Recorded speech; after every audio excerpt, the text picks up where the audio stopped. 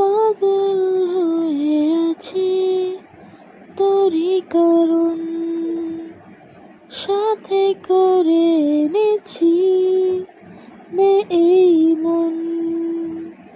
তোর হাসির ছাল, তোর চুলের দল আমাকে কেড়ে নেয়। তোর চোখের ঝিল জানি বেরোনো মুশকিল, মানি তাও পারি না যে এগিয়ে গিয়েছে আমারই দুটো পা। তোকে একারে দেখার লুকিয়ে কি মজা, সে তো আমি ছাড়া কেউ জানে না।